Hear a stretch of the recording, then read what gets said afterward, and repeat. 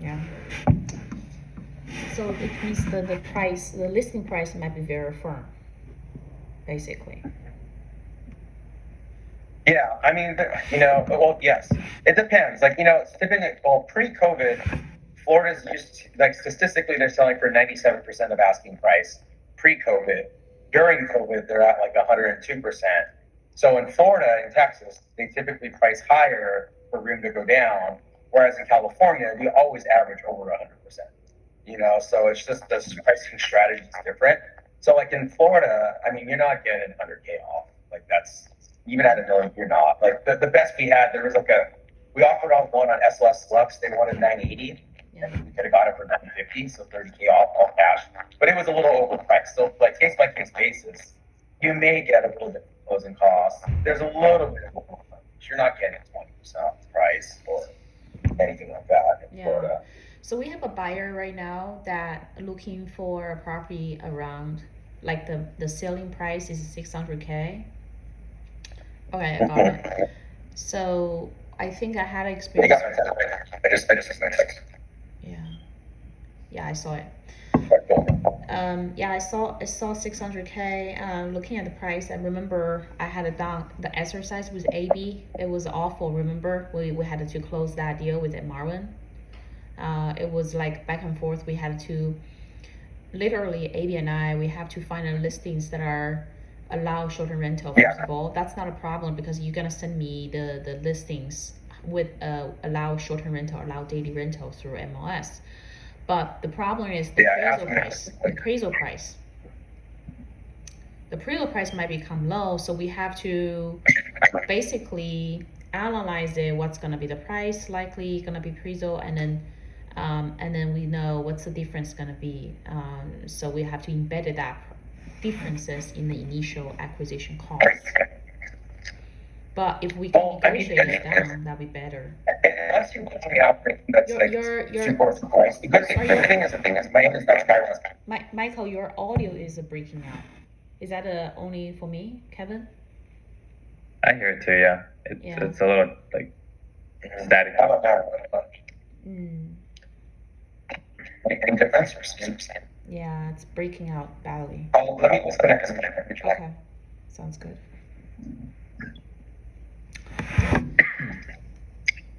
Oh shit! So I disconnected all my Bluetooth.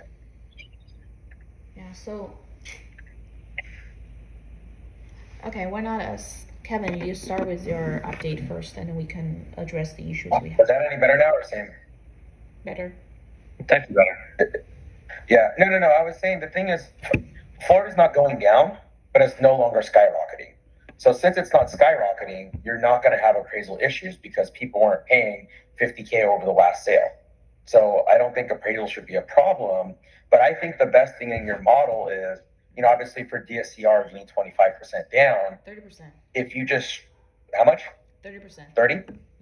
Okay, my bad. So then maybe just to be safe, you should structure your deals as 35% down.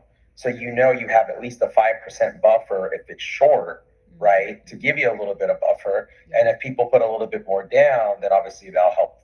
I mean, right, Kevin? Anything will cash flow depending on how much you put down, right? So exactly.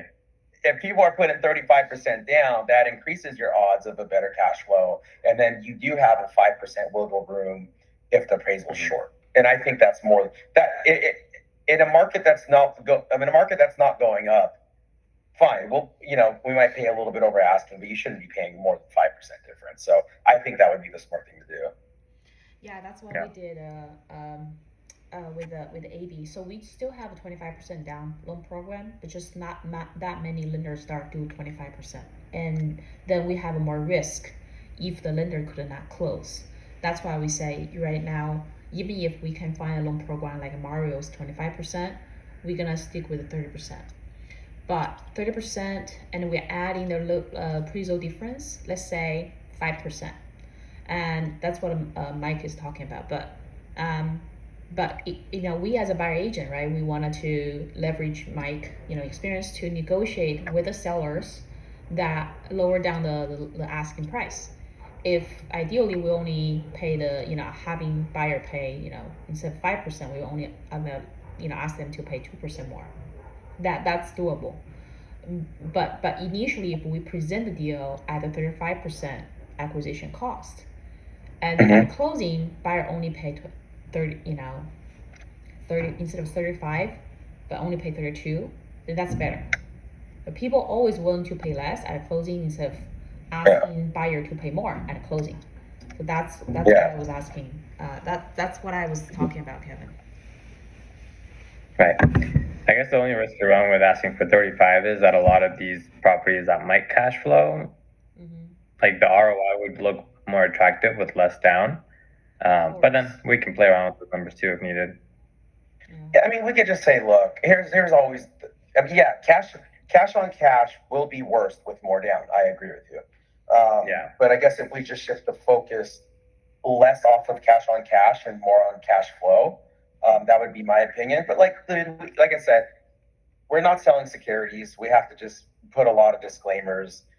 These are really our estimates. It can move either way. And then they should, from a co-home standpoint, I think you need to have them sign something that says,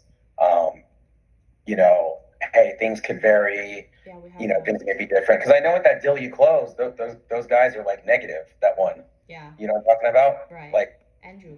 That was bad. Did Kevin know about that deal? No. It was a few months ago.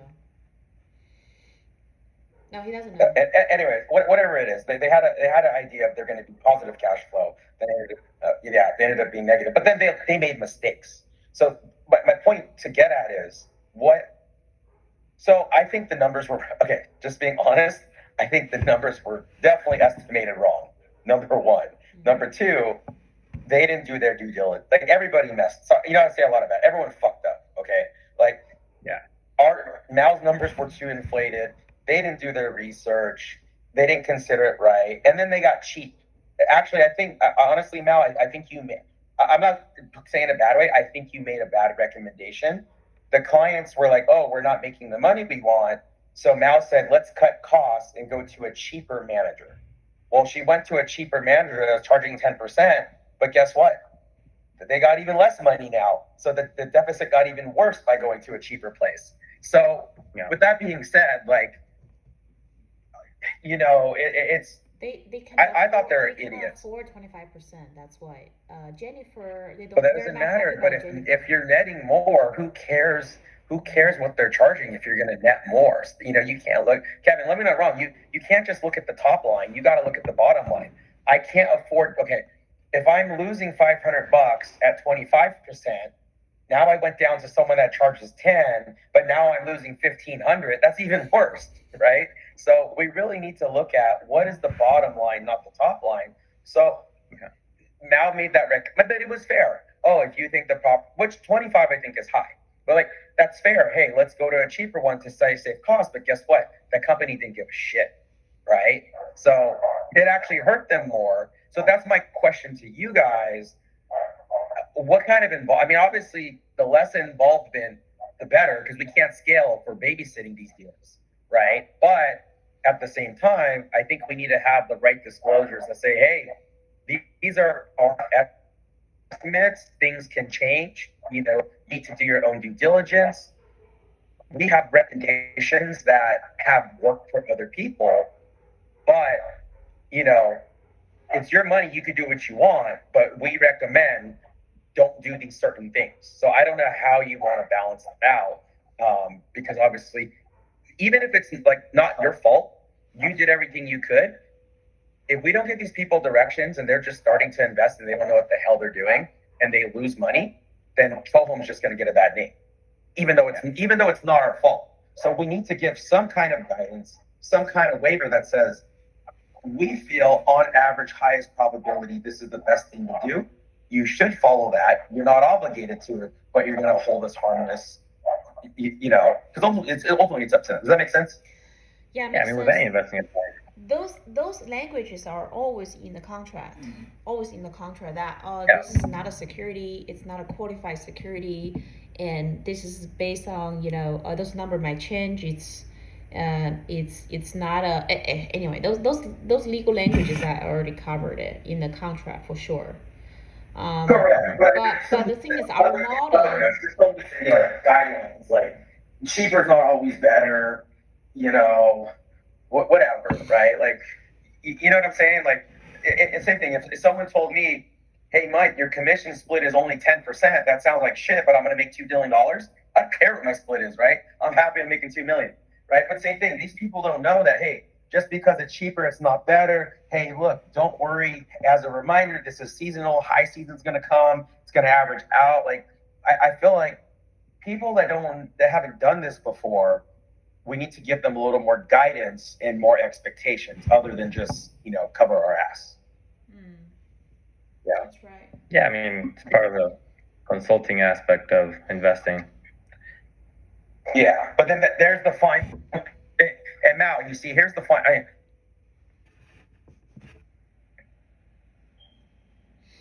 I think we lost him. I know what I'm doing. There are also other good agents like myself who are even better, but there's agents that suck.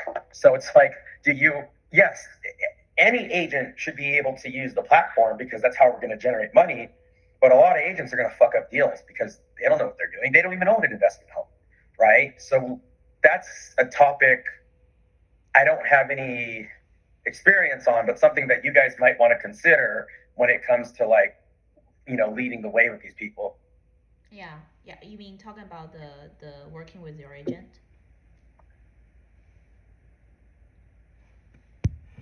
Yeah, just in general, right? Yeah. Like Kevin, right? Like you said, like we want to give them some guidance for success. Shouldn't be on co-home, but then we can't trust that every agent knows what the hell they're doing. Right. That's why we kind of underwrite the deals ourselves to see if it Correct. makes sense for us to design it. Yeah. Yeah, absolutely. So yes, here we go.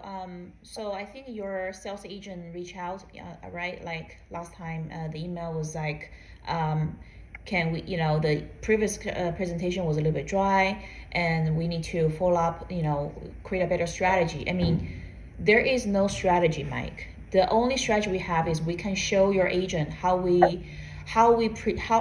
our process is work in terms of finding deals. And how we work with the agent to underwrite those deals, and what are the templates that agent can use to present those deals, stuff like that. And if you have a buyer, if any agent have a buyer, if they're interested in this kind of, this is a new way of selling that increase your pipeline, that's how we do it. So I mean, it's like a new way of allowing agent to have a more opportunity or more sales, I would say, more ways of to sell. So I guess that's, well, I think we need to be more interactive is what it is. So for example, my presentations suck. I'm not gonna lie. I'm 10,000% not gonna lie. Like mine are terrible. This ADU company in California, they build ADUs. So what they are is they don't actually build the ADUs. They're a consultant. They have a website. They have preset plans, options. They basically simplify the process. They charge $25K for consulting, and they've already worked with X amount of builders in NorCal, in LA, blah, blah, blah. So they get scale, blah, blah, blah. But that was one of the best presentations I've ever had, because we come in saying, ask the people, what do you know about ADUs? Quizzing the people, asking them. They said, they took a picture, like, here's a house in a backyard. Where do you think is the best place to put it? And they would make us pick, because it gets people thinking, well, this is already existing. Why don't we maximize, So that kind of demo that we did with them was super fire because it was interactive. I feel like the more you not just ask questions, like you make them do stuff, it embeds in their brain a little bit more of like thinking about the process. So after that, they're like, shit, wait, so people are paying $1,100 a foot. Yeah, this might be $375 a foot. Wow, they made $650 a foot. Wow, that means our client just paid more money. They want more space. Oh my God, this product makes sense. They could put the in-laws, they could get a rental, and they'd increase it. And people are like, wow, this is extra value. Other agents don't know it. And they went through this whole presentation that was like super interactive. And I was like, damn. And I've never seen so many people engaged. Like on my things, everyone's just looking at me like, okay, is this done? And over here, everyone's like, well, I have a question. They were super into it. So I think that's what Gabriel meant. Like, not just that kind of interaction, but like for these agents, for me, I'm straightforward. You show me the product, I see cool, makes sense, boom, I'll hit it, good. but like not very few people think. I know Kevin the same way. Like not many people think like us, right? So we have to program them through these presentations, and I think that's what Gabriel was trying to get at. You know, we need to get them more engaged to really put it in their head as they're thinking, oh, hey, what could you, what would you do? Or wow, would you like to make this kind like get them in, they put themselves in the buyer's shoes. So now they can run a scenario through their head, be more present, be more mindful, and do it. So I think ultimately that's what Gabriel was getting at, opposed to just okay, here's a product, here's how it works, going over the PDF. So that's what he was trying to explain. Got it. Yeah, we can think about it. I think Kevin, you shouldn't wait. You shouldn't wait until marketing things come in. They're gonna take probably months, if not 3 months. I just had a call with them. They're planning to get stuff. Start getting. We're hiring a content marketer, so product marketer basically is content guy, but we haven't done the full scope of yet. So you shouldn't wait until. Because if you want to have a more deal coming from Mike's team, if you want to have a more agent to bring the buyers, then you shouldn't wait. If you wait, then we're not going to close any deal this month. Yeah. Okay. I think I'll throw them together and then we could probably. Yeah, I think my presentation wasn't too bad. Wasn't bad. Like the material wasn't bad. So we just have to have a more interactive, like what's Mike saying, like more interactive. We ask more questions, having agent to engage with our thoughts, thinking process, I guess. Yeah, so let's schedule that. So once you have our buyer. Oh, Mike, you think that the material that I presented was okay, right? Was good to use it.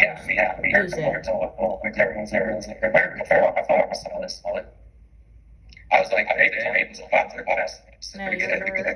your AirPods issue breaking.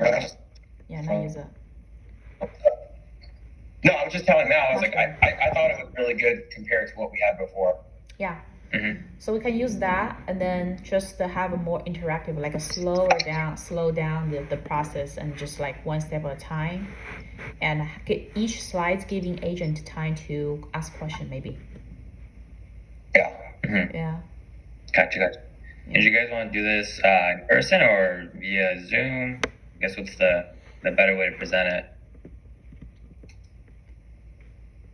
Well, I mean, because you're in Seattle, right, or Washington, or I forgot where you're at. Yeah, right now I'm in Seattle. Yeah. No, I mean, obviously, I think in general, in persons are always better. But that Zoom that they did for the ADUs worked out perfectly fine. Okay, that presentation was on Zoom? Yeah, that was on Zoom. Yeah. Oh, nice. Okay. So yeah, it's doable then. Okay. Yeah, so we can throw Zoom together. Okay. So Kevin, do you want to have a little update on what you have done this week, and what progress and what issue that you want to report, and we can discuss and see how we can make a progress. Yeah, so sent out about 1,000 emails last week. Of those, about half got open, got 2% click rate on those, so it's starting to look a little bit better in terms of people receiving our material. I got a few responses from that, so I'm communicating with a few investors that I emailed pretty much like the marketing template to re-engage. I'm talking to a few of those. Had a sales call yesterday with a tool, and he seems interested as well, so we're working on getting him set up and ready to go. So I mean, and then from the Instagram leads, had about 15-20 of those in the last week, but a lot of them just are not like following through it. Like the ones that you've picked up now are pretty good, but for me, like the majority of them just don't convert. I don't know if it's what I'm saying or. One of the suggestions I have for you is on those conversation with Instagram, could we be more interpersonal? Like, I don't know, for some reason there's still kind of like a chat bot, stuff like that, like automation of messaging. And then there's like, skip, right? And sometimes you can mention like, oh, sorry, actually, this is Kevin. I'm here now. Sorry, that's just automation stuff that bothers me a lot. Yeah. So it's just like creates a connection, like be more personal, interpersonal. I think that helps. Okay, got it. I'll add that in there to see if that helps a lot. But yeah, because a lot of them just don't respond back, and I'll follow up with them. And If it's too official, like, I actually can start learn from Mike, because when I saw Mike responding to other clients, it was like not very polite. It's not like a very officially speaking tone. Like, hey, nice to meet you. How are you? Like stuff like that. He never said that, right, Mike? Your Tom always like, hey, I'm Mike. I'm familiar with this market, and just straight to the point. So I think that might be some investor like that, just because it creates a authentication, not syndication, but like authenticity. Another thing I think a long time ago, I mean, Mike did mention that we should do the buyer pre-qualification. Have we done that kind of stuff? Like any person that interested, we should send that form, like your buyer form, send to them and have them fill it out, or what's that process right now? Yeah, I've sent that out. One response has only come back so far, and that was my call with the tool yesterday. So I got an idea of what he's looking for. But yeah, I sent out a few. Haven't got any more responses than that one. But yeah, I'll send out a few more this weekend or this week to kind of gauge the people that are interested and see if we get any more responses. So I guess my question is that, Mike, you tell us, is it that kind of form, should we get on a phone call first and then kind of understand what they're looking for and then send this Google form for them to fill out? Or this should be a form immediately sent to them to fill it out before the call? Kevin will have to figure that one out. They're all different. Like when we get our Zillow leads, it's like we do ALM, appointment location. Don't say anything that will upset them. If they want to know the HOA, if it's pending, we don't say shit. Get the appointment. Once they meet us, then we could give them the bad news or whatever. So that's like that. But if we have a really educated person, then I say, hey, why don't we have a buyer consult and talk before even looking at a house? Like a very smart person. But you tell that someone might be scared off, right? So it's always two ways. If someone's willing to fill out that form first, they're serious, right? But at the same token, they just might be like, F this, this is too much work. Are they just trying to get my information? Yes, I think if they don't want to do the form, they're not serious, they're lazy. But at the same time, for me, hey, I'll give you a little information. You could check my portfolio. I'm legit. Then we'll talk some more. I like to give that's why I said, Kevin knows mid-level registration is the best thing to do, right? You give them a little bit, get a little bit. But I don't know. I mean, you guys will have to test it, right? I don't, do we get a bunch of shitty leads and then it's just a pain in the ass, or do we scare everyone away? I don't know, but you'll just have to pilot it. I can't speak for your guys' space. Makes sense. Yeah, I mean, so far I've got I think 8 questions in that questionnaire. Nothing too crazy. I mean, just name, email, phone number, and are you accredited? Where do you want to invest and how much? And that's about it. So I don't think it's too invasive. We're not asking them to upload any documents or anything like that. So trying to see if that level of interaction is deep enough to get some good leads, because the tool was really solid. He'll probably be buying with us in the next month or two. But he's just kind of scoping us out, making sure we're legit, etc. I'm like, yeah, totally get it. So I'm following up with him and keeping him in the pipeline. Got it. Okay.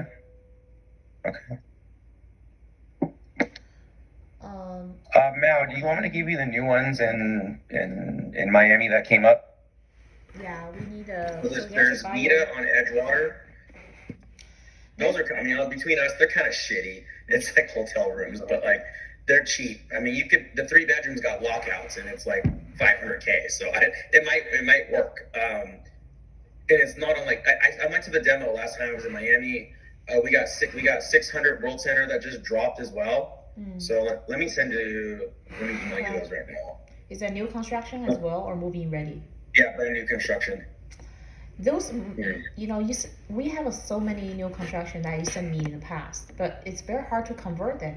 I just don't know how you successfully sell those new construction. Well, no, you need Teach people with us. money. If, Huh? if they don't, if this is a typical co-home person that has to go 4 ways on 400K, they're not buying new. That's for Yeah. sure. But like in general, right? Like most people, average, if someone knows you got to put 25% down for an investment, and they're willing to put that on 800K, well, fine, that's 180. As you know, the deposit is 50%.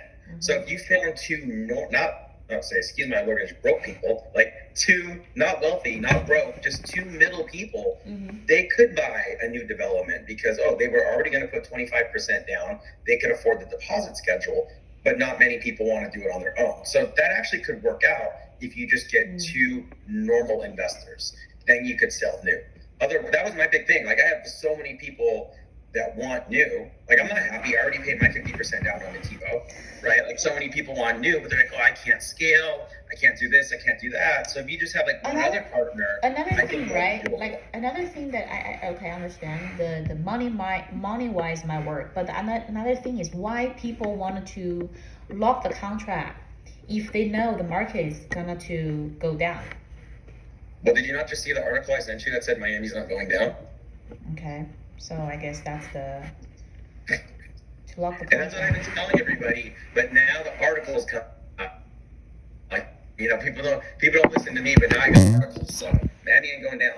But that's the same reason why I tell people Miami's a B-list city upgrading to A-list city. This is not going to happen again in our life. This is California, New York. This is still on sale. It's not going to happen again. So if they're bought in and they understand the opportunity, well, why wouldn't you buy new? Because what they're selling is something. Kevin, like you said, you're in Washington, right? Yeah. Because I was trying to look for stuff to Airbnb, but I learned your permit process and all that, right? But like to get something that's purposely built and legitimately allows for it, this is a new concept. Nativo's a new concept. I'm actually staying at Nativo in Austin on Thursday. Now I'm gonna stay there, and I'm not gonna buy. Anyways, it's a new concept. So why would you buy new? Because you are protected, right? Do you want to go invest in South Lake Tahoe and then they pull it out from underneath the rug and you're fucked? You know what I'm saying? So of course, why wouldn't someone want a new project that's licensed and approved and specifically built for this? Yeah. You have a guarantee and a peace of mind. So of course, builder's warranty. That answers your question. Like between that and the market not going down, why would you not? Not right? Every single buildings allow short-term rental though. The one that you bought. If we're targeting those. Okay. Yeah. So the one that you're going to send me, you said 500K, is allow short-term rental? Yeah, I'm gonna send you two that allow short-term rental. In Miami? Yes. And it's a new construction. Brand new. They just started selling. It's Vita at Edgewater, and then 600 Miami. Is Edgewater nice? Like I've been seeing some stuff on Redfin on Edgewater, but I don't know if it's like. So here's the thing, man. I went through it.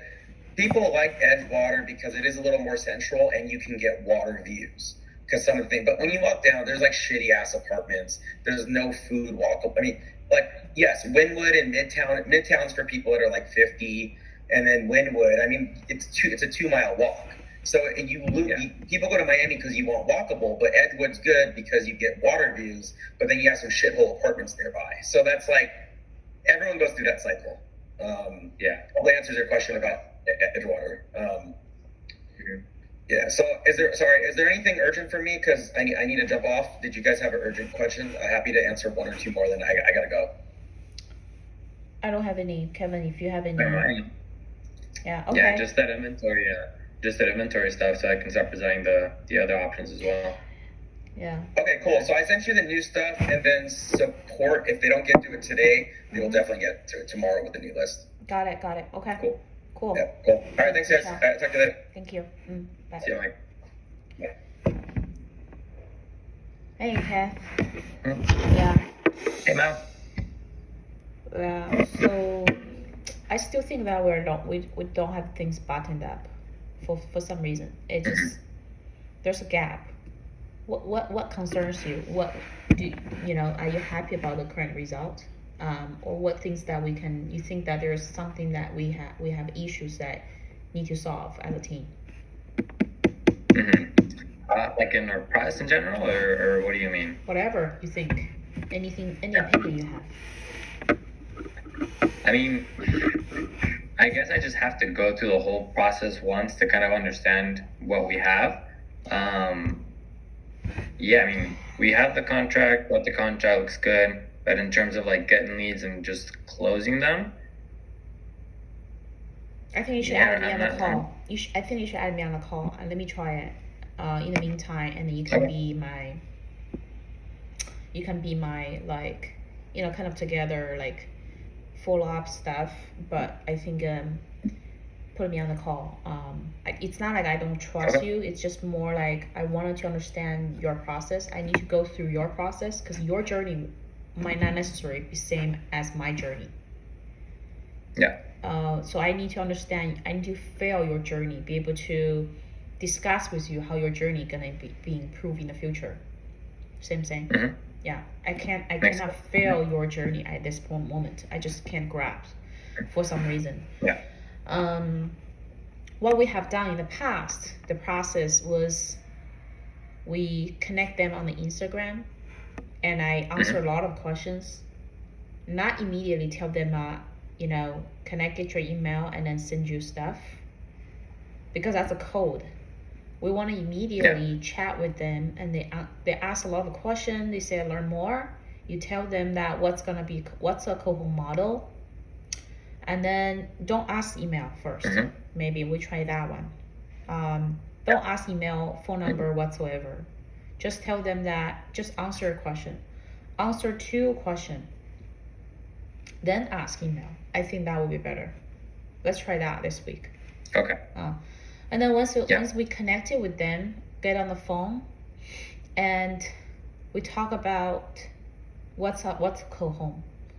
And I typically say, the key points I typically say is, we are a real estate brokerage firm. We're not an investment firm. We're a real estate brokerage firm, and we like to find the deals that allows to short-term rental, and we use whatever resources we have, typically the property managers or local agent, finding the information through them and identify a good deal that allow investor to generate passive income. Passive income is the key words because you have to mention passive income. Most investors like that. Yeah. And also in a fast growing markets that do have appreciation. Don't say 10% a year appreciation. If you say that, you lose trust because there's any city right now has 10% appreciation. So don't, as what Mike just said, I think I agree with him, is don't mention anything. Don't mess up in the first call. Don't say something that is overpriced or overestimated. That will essentially cut the bridge. And then just tell them that the kind of brief story about it, and the company started with a vision. Tell them a vision. People will get resonated about the vision. Vision is, the founder used to work at, REITs, PwC, and she saw that most of the deals get, a big chunk of the equity. It goes to the general partner, not the investor themselves. So the model essentially is giving majority of control and financial benefits to the investor, to the owners, because through the co-ownership model. The co-ownership model versus REITs model is different because the buyer themselves, they hold the title and deed through a pass-through entity. What is a pass-through entity? It's called LLC. It's pass-through entity. LLC, limited liability company, it's a pass-through entity. Why is a pass-through entity? Because it does not pay the tax in the LLC level or company level. It pays the tax when the LLC shareholder gets the profit. They only get tax on the individual tax return level. That's called pass-through from federal IRS terminology. Instead, Okay. we structure the LLC as a pass-through entity, and we allow investors themselves to hold the title, and that's the biggest differentiator. And why we have this model, it's benefit investor. One, they have more control. They decide when they want to sell. They decide how they want to deal with it. They decide if they want to keep Co-Home to manage their assets. They can fire us immediately. They could not do that through a normal real estate investment trust fund, because those are the ones that are putting the deal together, and they typically have a very fixed year of return, fixed year of exit, year 3, year 5, you're out of it. You don't get a long-term appreciation. But Co-Home, it's a co-ownership, it's ownership, so you hold that title forever.